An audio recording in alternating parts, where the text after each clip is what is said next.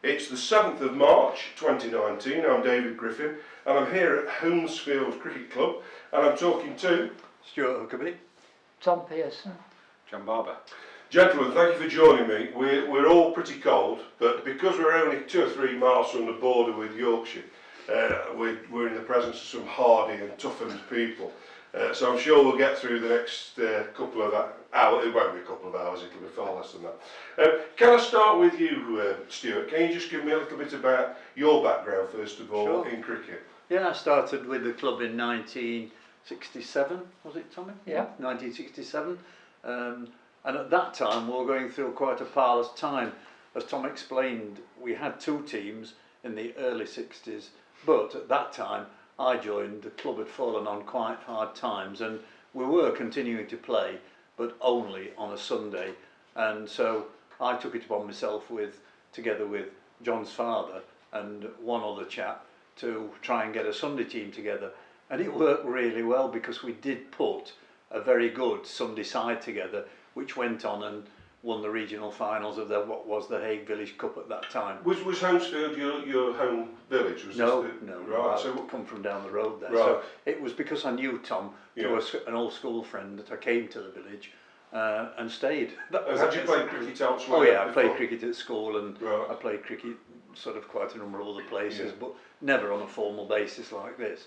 So yeah, that was 1967, and as I say, we put that Sunday side together after the club had virtually gone from having 2 sides to struggling to get one, and so I became secretary at that point because John's father had had enough with all the nonsense that was going off, and so yeah, we started and got the team going again. So that was 1967. Right, it's a long while since. So how many years did you actually play? Since Tom, are you still playing? Since school, excuse me, I'm well in my 70s now and I'm not playing now. But no, I played until in my early 40s. Right. And that's a little bit about me. Started off as club secretary to John's father, who was treasurer, and when sadly he passed away, I took over as treasurer and John took over as secretary. Right. So that's the way that all hung together. A lot of long-serving people clearly at this club, and I know we're going to come to Tom now. Tom, when did you first pick up a cricket bat or a ball? I first played for Holmesfield when I was 13, which would be 1953. Wow, coronation year. Yeah. And was that here? Was that on this ground? No, there was a ground up at the other end of the village on the hill. Oh, right. At the Robin Hood. Robin Hood Inn. Oh, right. Oh, we'll come back to that, I think, Yeah. in a minute. Were you a batsman or a bowler? I was a batsman, but I bowled a bit. Did you? And had you played before you played for Holmesfield at school or? No, I was at school, I was 13. Oh, right, so, yeah. So yes, I played as my father played. Yeah. So I tagged along with him. And how long did your cricket playing career last, Tom? I finished when I was 70. Well, wow. 76. So you must have been playing for 63 years. Something like that. Blimey, as long as Victoria was on the throne. Is your cap still in the next room? Because we gave him a cap when he'd been done 50 years and we all stood out there and presented it to him. Well, we'll have a look at that. It was a lovely occasion. Next Yeah, it was instalment. nice. Well, we'll come back to you, Tom, because clearly you've got plenty of stories to tell. John, you look like the youngster in the yeah, I am. Yeah. When It's did nice. you first start playing then? Well, I first came. I was born 400 yards from the pitch, and I've been coming on the ground as long as I can remember. Right. So I've been playing as long as till I could pick a cricket bat up. But I first started playing when we first started our junior side when I was 11. So Tom and Stuart and my dad started a junior team, which is when we sort of started to get some locals back because we all sort of grew up together. So I played from 11 to. They'll drag me out now when we're really short. So it's there's people like that at every club, aren't there? They just keep them the odd game. You just have your kit in the boot. That is in the boot all the time, waiting for the call. Batsman, bowler, keeper. Batsman, if anything. Right. So I was an opening batsman for a few years, but I was the Jeffrey Boycott at the team at the time. I'd just stick there at one end. Obdurate. Yeah, absolutely. Yeah.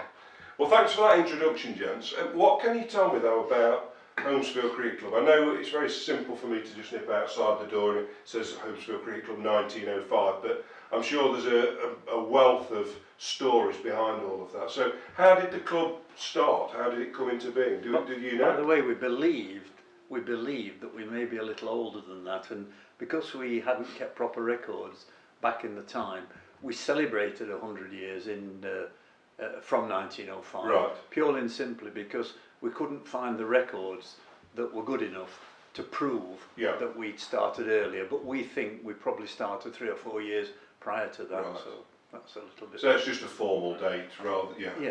Quite a lot of clubs, I think, Yeah. are in the same position. It's a lot to do with the printed word was just not available. But There is a story about the records. Yeah. Go on then, Tom. Yeah. We had a secretary who had an argument and he burnt the old records. Aye. At 1950ish, was it? 1950. So we got not got. What was the argument about, Tom? I think it was money. We don't know. We but don't really Oh, know It must have right. been fairly serious. It did burn all the club records. that he Oh, got. dear. So we finished up with no records from about... I reckon it was 19. I've got scorebooks from the early 50s, so Right. nothing much before then. You know, all the record books have gone. So it's everything we know before then is sort of word of mouth now. Yeah. Um, So where would the club have played? Tom, you already said that when you made your debut it was on a different ground. So where was the ground when the club was founded? Well, if we use the formal We're not 1905 sure, date. but cricket was played on the field the other side of this, over there. Right. Milthorpe. That was in 45 to about 49. And we know the ladies' cricket team played there as well, Tom, don't we? Yeah. Down there. And then they moved up to Lydgate and played at the Robin Hood till they moved down here in 1958. What was the rationale behind the moves? Because it's very rare for a club to move because of the actual work involved in creating a Well, the pitch ground and next to this everything was else. built on, Right. so I assume it was sold for housing. the rationale for coming down here, which has been out, was it 1960 we came down here? 62. 58. Was it? Yeah. Well, 62 About we moved the 60-ish. pavilion. Yeah. No, it's 58 we moved here. Okay, yeah, 58 moved it. Yeah, well, But I we was- got the pavilion, didn't we, from the... brought that, the old one, which was down the bottom of the field, we brought that from Lydgate, as Tom's pronounced it, which is correct. We moved that down there, and it rested there, not erected. No, for hang quite on, some you're time. wrong there. We bought that from the It was the RAF. Was it RAF? RAF. No, Tommy, we brought the pavilion down from up at the Robin Hood. It was black and white. We the had- first one. We had with three a little veranda. It pavilions. had a veranda. We had But three it- little pavilions. Then We did. after about Right. 5 years, we bought a RAF.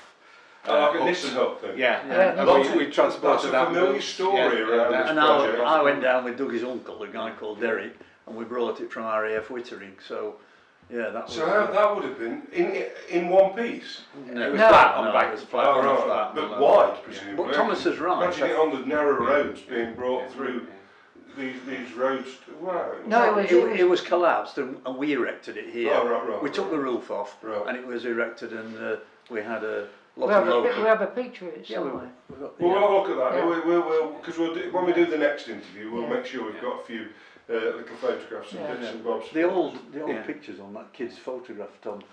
Can I just go back, Stuart? You just mentioned the women's cricket team. Yeah. This, am I right? I think this would have been between the war years. Yes. Is that right, or a bit after? I think he Before- started in the 1930s. But Really? when he Yeah. It was finished- between the wars. And that was a Holmesfield Cricket Club We've been, women's team. yeah, we've been presented with Oh, pictures that we can't really identify with. Tom's recognised a couple of the women in one of them, but it was a very formal cricket team, as we can show you up there. Look, Yeah. there, and it was very formal and So who well were they put together. playing? Who were they playing in the 1930s? No I idea. mean, it's hard enough. You talk to women cricketers today, Yeah. and there's an expansion of women's cricket, so women can play women. But I mean, even as recently as the 90s, early noughties, for a woman to play cricket, many of them had to Yeah. participate against men. Yeah. So it's quite fascinating that in the Yeah. interwar years there were women's cricket teams, especially in a village. Yeah. And Do we know about the recruitment, incidentally, of players? I mean, where did when the club started, where players would have... It was Come people from. who lived in the village, you know, Yeah, farmers. Aussie farmers. My father was a village wheelwright. Just normal working men that played. And the cricket they were playing at that time presumably wasn't formalised league cricket. Yes, at it was. the They start played in of the Bird League in Sheffield. Really? Yeah, there was the Bird League, and then they moved to the Norton and District League Yeah. in Sheffield, and then we moved to the Chesterfield. Was it Chesterfield League in 1958, 59, 58. How many teams were playing in that league then? Just in the Chesterfield area? Ooh, there was a lot. There were 3 or 4 divisions. Wow. Yeah, So, and a lot of those clubs presumably just no longer exist. yeah. Well, they're not here. precisely. I mean, If you look in Chesterfield now, there was Sheepbridge, Tube Haslam. Works, Lamp Caps down on Whittington Moor, Kayla. We can tell you, we sat and worked 15 clubs out within a 15-mile radius of here. There were 15 clubs playing that this club at one time or another has played against, and they're all packed in. Really? yeah, But you've survived. up to now, yeah. So what were the challenges in I'm particularly thinking because you, Tom, would have been around when the ground was being when they moved grounds. What? So when what we was moved the here? process of moving the ground? I mean, how long did it take to create a new square and pitches? Well, and this was everything just else? rolled out of the field. Right. It's never been a prepared pitch.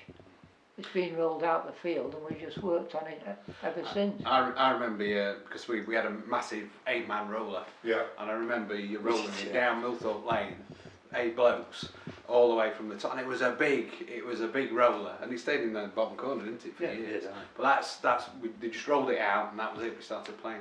When we first started, It was a concrete roller, yeah. made of concrete. But when we first the chap who invited us down, didn't he, Ruggs Fowler, who owns He lived in that house. the house opposite, he invited us down, so I got this empty field, come and play on it. There was a great big telegraph pole in the middle of it, so we played, was it first 2 seasons with the pole to the electricity bulb. Yeah, Finally came and moved it. there. With cables attached. No. No. But you still had a huge, a full size. Yeah. Well, So, I think it was Yes, there was cables cables attached, attached. Yeah, Was there there? I was. can't. Yeah, they put them can't on the remember. ground. Too young. Yeah, they finished up putting those under the ground. Yeah, Yeah. there was one in halfway down the field. did anyone hit it? Yes. You got 2 number wickets, of I think. times. Yeah, it was And 4 was it dead runs. ball? Got- 4 gave runs? 4 straight runs, away, yes. yeah. So everyone who came here, opposition, put a fielder in front of it. Right. The chance of the ball hitting it, very rare, but it did. But they always put a man in front of it, and that was it. So Kent had the lime tree Yeah, in theirs, but Dean Derbyshire, we didn't mess about with lime telegraph. trees. We had a telegraph pole. But we spent 2 years writing to the electricity board to come and move it, and it finally, the story as I remember it is that there was some journalist, photographer, driving past one Sunday afternoon, took a picture of it because he'd never seen anything like it. It was in the national newspapers the following morning. It was in the Mirror and 1 or 2 others. Big publicity, so the electricity board were down later in the week and they removed Yeah, it. next day they rolled down. They were the straight here, electricity so board, power of the media. I don't think Took I've it ever down. heard a story quite like that. And they put it's under the ground, under the field now, just runs across You can just there. see there's a You can little see thing where it Where is. it had been. We've seen Yeah. copies of that article, and Tom's right. It was only when that article was written, the following day, they came and moved the post. Yeah. Astonishing. Mm. So, let me just come back to your cricketing career, Stuart. You started in '67, and what division was? What league was? We didn't play in a league for quite a number of years because this was your Sunday cricket. exactly. So who would you play against on Sundays? We played against some very, very good teams. There are pictures up here of us playing at places like Cresswell, Thoresby. Who else, Tom? Who was that? Collingham. Collingham. We went down. We beat Collingham. Ian They were a good side. Ian Redpath umpired the match, and we tied, but we'd lost fewer wickets, so we won. He scored loads along with a bloke called Bill Roberts, but it was a great game of cricket, and we won after the game was tied. So yeah, Well, that was the standard we were playing. But we went after that to play in the next round at Sesse up in Yorkshire, and again we had a lovely day out. We lost unfortunately, but only because the lads who played for us had bowled the hearts out for Sheffield United in the Yorkshire League the previous day, and so they didn't put a very good Was performance this the together. National Village Yeah. competition? We played Collingham in the last. Didn't they win it one year? They Yeah. won Yeah, it they the two of the last previous 2 seasons, I think. And we got them in the last 16. We beat them. We scored 188 for 1, and we bowled them out for 188.